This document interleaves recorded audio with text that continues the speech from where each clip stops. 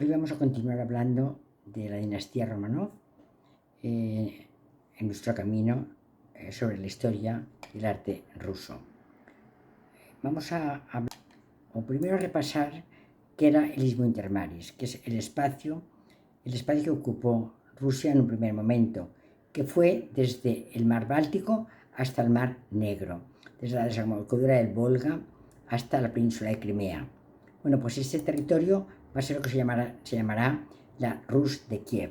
La Rus de Kiev, que va a ser un territorio que va a ser conquistado por unos ruricas, que eran unos varegos, unos navegantes que conquistan las tierras del Báltico y empiezan a crear un reino. El reino que será la Rus de Kiev, una dinastía, la dinastía rúrica. Esta primera dinastía se rompe y esta ruptura dará lugar a muchos condados, muchos principados, fundamentalmente a tres: al de Novgorod, al de Vladimir y al de Galicia. Esta ruptura de la escuela de la Rus de Kiev va a traer consigo la llegada de la invasión mongola, que va a ser tremenda porque va a ocupar toda Asia, toda Europa, llegará hasta menos en España e Inglaterra, pues que no la ocupan porque los mongoles son un poco amantes del mar. Quedó libre, fue lo único que quedó libre de toda Europa.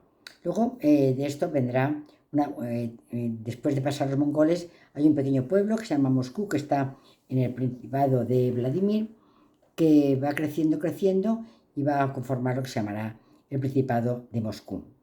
Después del Principado de Moscú vendrá el Zarato de Moscú, el Zarato ruso, cuyo representante más importante va a ser Iván el Terrible.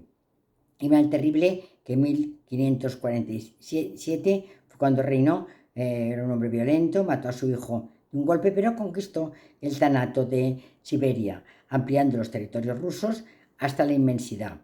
Y llegaron a llegar hasta el estrecho de Bering, o fueron, hoy son, como eran entonces, en el siglo XVI, el estado más grande de Europa. A esta dinastía, a este zarato ruso, seguirá la dinastía Romanov, última forma de gobierno hasta la Revolución Rusa de 1917. Bueno, en la dinastía Romanov hemos hablado hasta ahora de una serie de reyes. Miguel, que era el hijo del patriarca, el padre de Alejo. Alejo a su vez tuvo dos esposas. De la primera esposa nacieron tres hijos: Teodoro, Iván y Sofía. Y del segundo matrimonio nacería Pedro. Primero reinó Teodoro, murió Teodoro sin descendencia. Desde luego reinaron Pedro con Iván una temporada, hasta que Pedro ya quiso reinar solo. Y Pedro fue el gran rey del principio de la dinastía de los Romanov. Él transformó Moscú y abandonó Moscú y se marchó a San Petersburgo. Fundó la ciudad de él, la ciudad de Pedro, Petersburgo, y innovó muchísimo las tierras de Rusia, trayendo la forma de vida de Europa, actuando sobre los boyardos, que eran los aristócratas de sangre, creando una aristocracia de rangos, limitando el poder del patriarca de la iglesia, creando unos grandes navíos. Tanto es así que fue un gran navegante que conquista el mar Negro, la península de Crimea y el mar de Azov.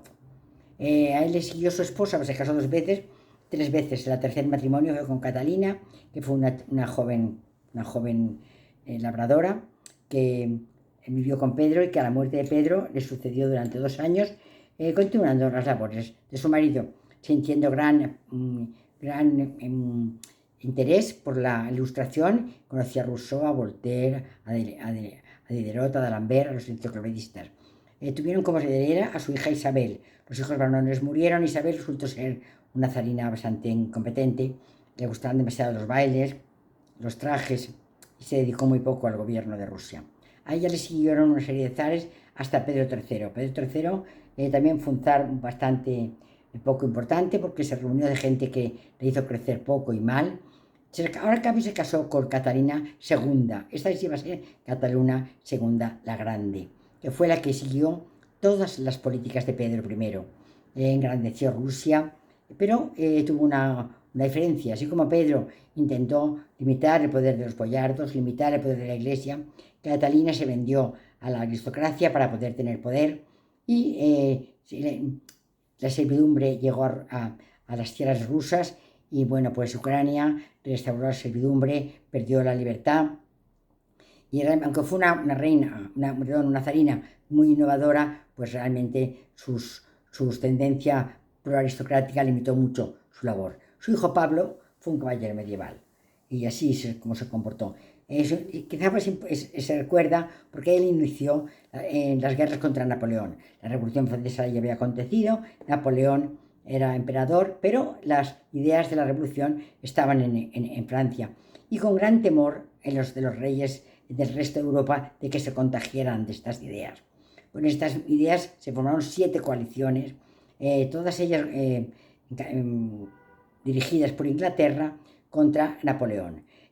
Pablo II luchó contra Napoleón en segunda coalición y fue vencido, pero ya empezó las luchas contra Napoleón. A él sucedió, después de su muerte, Alejandro I.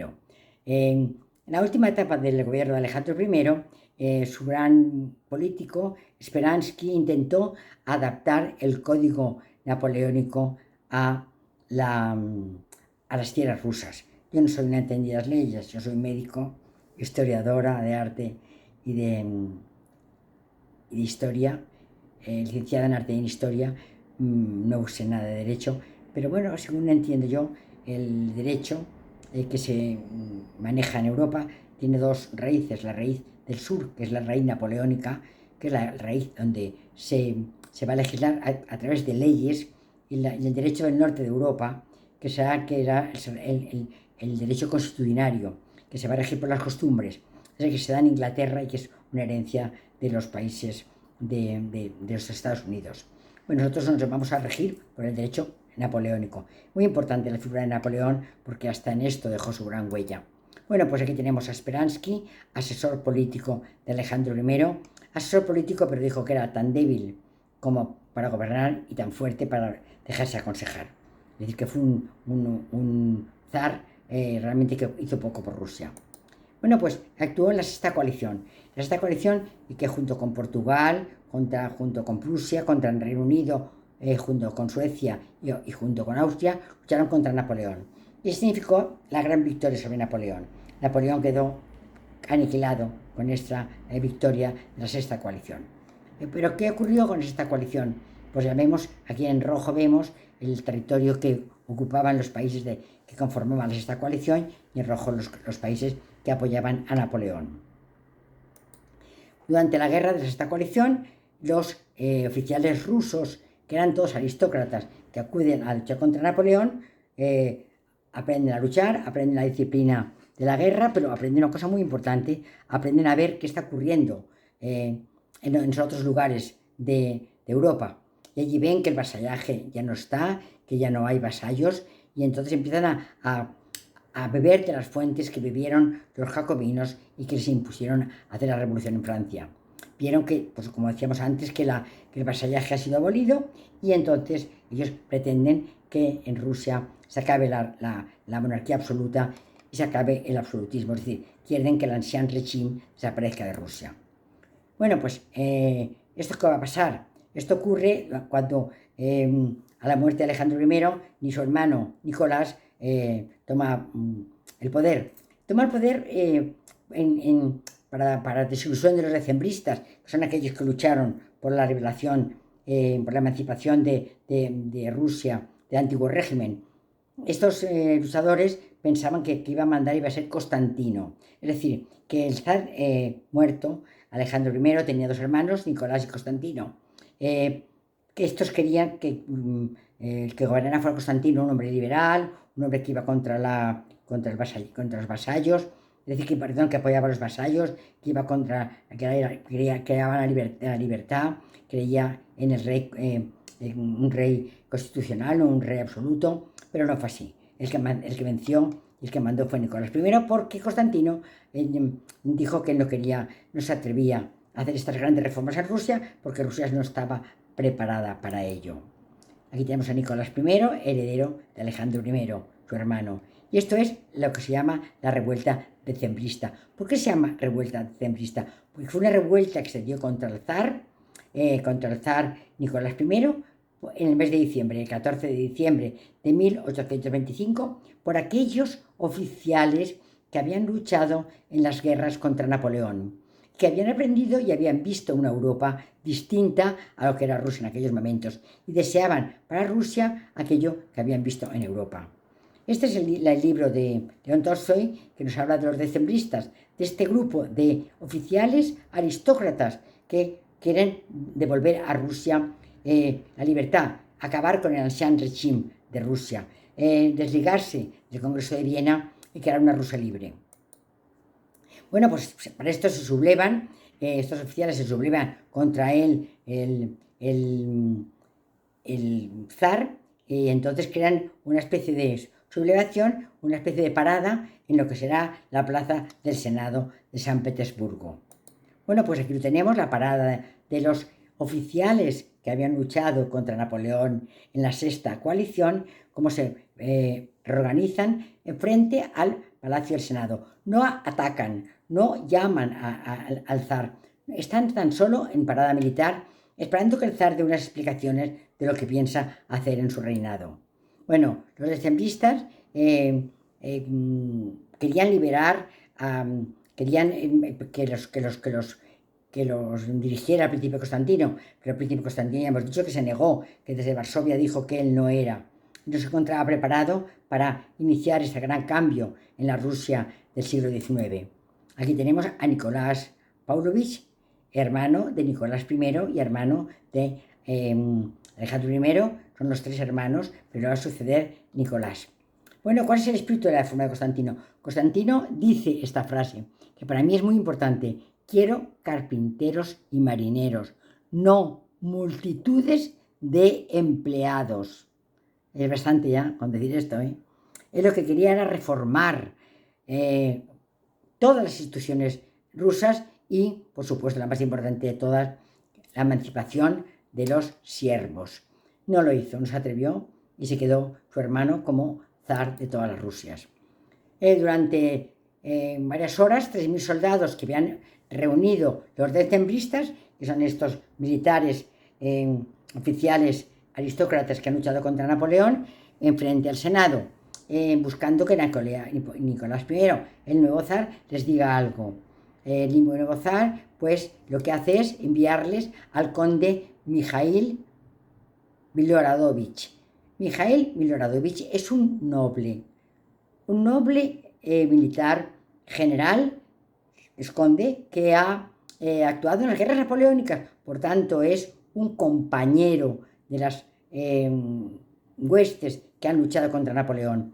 Entiende perfectamente a los soldados qué es lo que piden, pero cuando él sale a intentar dialogar con ellos, uno de ellos, nunca mejor dicho, un arma suelta, dispara y mata al conde Mijaíl Miloradovich. ¿Y esto qué es lo que hace?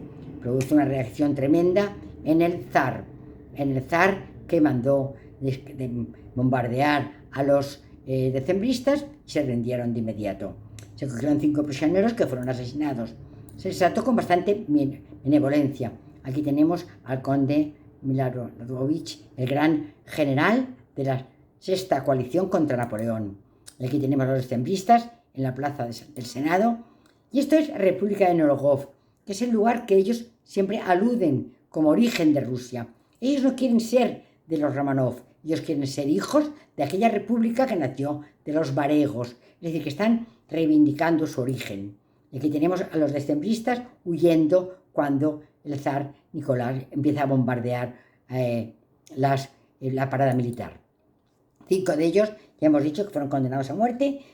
Con los demás se fue muy benévolo. Al fin y al cabo, eran todos oficiales aristócratas y él estaba siendo con cuidado para no ofender a las familias. Estos 5 líderes decembristas hoy están homenajeados por toda Europa, por toda Rusia, perdón. Y aquí tenemos un sello con la imagen de los 5 decembristas que fueron que murieron en la parada militar contra el zar. Aquí los tenemos con sus nombres, los cuales no voy a intentar leer porque desde luego no sé. El año 1825 que fue aquel 14 de diciembre de 1825, cuando este grupo de oficiales que habían luchado contra Napoleón se deciden a pedir una Rusia libre. Bueno, Nicolás carecía de todo, de amplitud intelectual y espiritual para poder ser un gobernante de altura. Entonces, ¿qué es lo que hizo? Pues dejar las cosas como estaban. Es decir, quería una sociedad tranquila y para lo cual les dijo, no hagáis nada, que yo os daré el pan, os daré, os evitaré la servidumbre en cuanto pueda, pero dejarme, no habléis demasiado.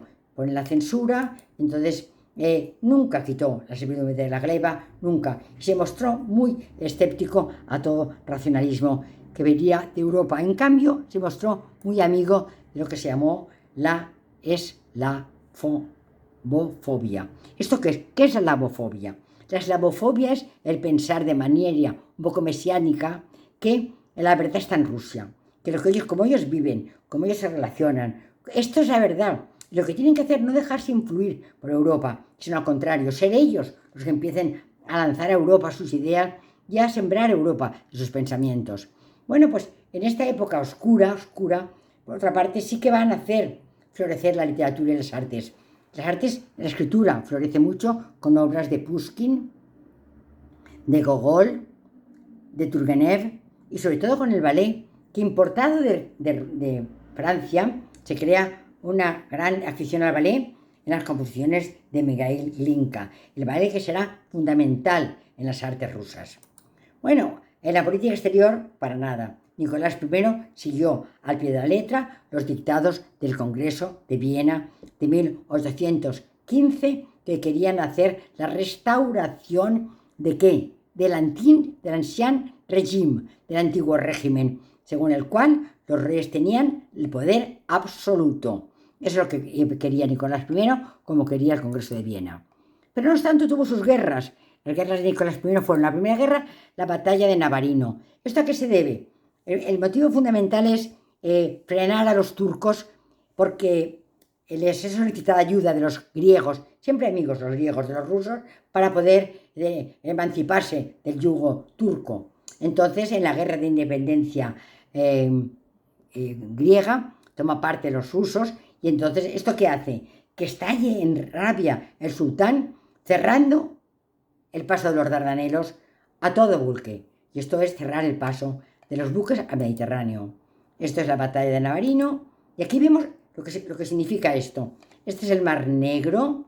Tenemos el Mar de Mármara, el estrecho del Bósforo, que une el Mar de Mármara con el Mar Negro, y el estrecho de los Dardanelos, que unirá el Mar de Mármara, que es el de Estambul, con el Egeo. Si cierra los Dardanelos, cierra el paso del trigo, de los buques de guerra, de todo hacia el Mediterráneo. Este fue el castigo del sultán a los rusos por haber colaborado en la creación de una Grecia libre. Porque no sé si ustedes sabrán, seguro que sí, pero Grecia era una parte del mundo otomano hasta que en 1820 deciden pedir ayuda a los rusos para sublevarse.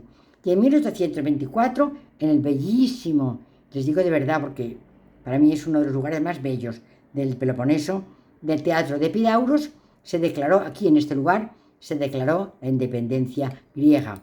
Y en ella participó, como participaríamos muchos de nosotros, yo por lo menos, si pudiera, si se diera ahora, porque amo Grecia, Lord Byron, que también la amaba. Acudió allí y murió. Lord Byron murió en Mesolongni, que está justo enfrente del santuario de Olimpia, a la otra parte del estrecho de Corinto. Murió en Mesolongni y su cuerpo está enterrado en Inglaterra, pero los griegos dicen que su corazón está en una capilla de la iglesia de Mesolongni. Hay un corazón allí, pero si es el de Lord Byron o no, nunca lo vamos a averiguar. Aquí vemos a Lord Byron y aquí vemos su corazón, que parece que descansa en las tierras de Mesolonghi, en Grecia. Bueno, esto trajo consigo esta guerra un tratado, el Tratado de Andianápolis, en el cual USA ganó todo el terreno este de alrededor del Mar Negro y obtuvo gran parte de la costa oriental del Mar Negro y además la desembocadura del Danubio y la soberanía sobre Georgia y la actual Armenia y Serbia. Aquí vemos los dominios rusos se extienden a esta parte del este del Mar Negro y toman parte de Armenia y parte de Georgia. Bueno, pues esto, ¿qué es lo que pasa? Crea un problema. Crea un problema porque las potencias europeas entienden mal que, mal o bien, es que no está muy claro, que los rusos podrán atravesar los Dardanelos con sus buques de guerra, lo cual, claro, es una gran pérdida de seguridad para las naciones que rodean el Mediterráneo. Entonces, en 1841, en Londres, se prohíbe terminantemente a todo barco de guerra atravesar los Dardanelos. Aquí tenemos el mar de Mármara, aquí tenemos el Bósforo, aquí tenemos el mar Negro y aquí tenemos los Dardanelos, los cuales desde Londres se prohíbe el uso de los Dardanelos para el paso del mar de los buques de guerra. Aquí está Troya. Yo siempre digo que todas las guerras que hay alrededor de la península de Galípoli, de los Dardanelos, son siempre guerras económicas, porque el Mar Negro está rodeado, igual que está también Ucrania, de unas tierras completamente fértiles. Se les llaman el granero de Europa. Y entonces realmente el que dominaba en el pasado y en el presente los Dardanelos domina la llegada del trigo al Mediterráneo. Son guerras económicas, todas las guerras son económicas. Es lo que yo pienso, igual estoy equivocada. El Imperio ruso no tenía acceso al mar nunca y por eso desde épocas de Pedro I y luego en épocas de Catalina la Grande hay un gran afán por crear grandes flotas navieras, flotas de guerra para poder conquistar el Mar Negro y de esta manera tener una fácil llegada al Mediterráneo. Otra guerra que se va a presentar durante la vida del zar va a ser la guerra de Crimea. Esta guerra va a ser debida a que el Imperio Otomano, que había perdido muchísimo de sus tierras, se desmorone. Y entonces Rusia tome la hegemonía. ¿Qué ocurre? Pues se desarrolla en Crimea, con la gran destrucción de la gran ciudad de Sebastopol. Esto se saldó con el Tratado de París, que fue muy humillante para los rusos. Aquí tenemos la batalla de la guerra de Crimea, y aquí tenemos el asedio a Sebastopol. Bueno, hay un personaje aquí que me gusta a mí señalarlo, quizá porque soy médico y siempre he valorado muchísimo el trabajo de las enfermeras bien formadas. Creo que un hospital, un laboratorio, un quirófano, una sala, funciona bien si hay buenos médicos, pero imposible que funcione bien, aunque los médicos sean premios Nobel, si no hay un equipo de enfermeras que se dediquen a cuidar a los enfermos. Esto es lo que hizo Florence Nightingale durante la guerra de Crimea. Ella estaba en una de estas, Florence Nightingale, la gran enfermera de la guerra de Crimea. Ella cuidaba un hospital de Sebastopol y se dedicaba a hacer el trabajo que una enfermera debe hacer y lo hacía a la perfección. Consistía en hacer buenas curas, en buscar siempre que hubiese medios para curar a los enfermos, vendas, antisépticos, que hubiera, por ejemplo, antisépticos, que hubiera sueros para nutrirlos, que se supiera cuál estaba infectado para separarlo, que se apartara a los moribundos, que se diera un tratamiento paliativo a los que no tenían ya posibilidades de retomar la vida.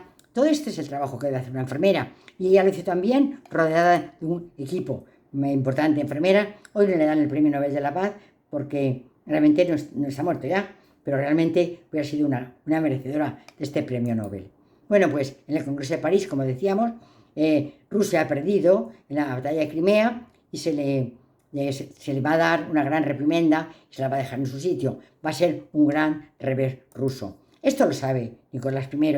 Él muere sin haber terminado la batalla de Sebastopol, pero sabe que tanto la batalla se ha perdido como se ha perdido también la grandeza de su zarato y que realmente va a quedar muy humillado por los tratados de paz.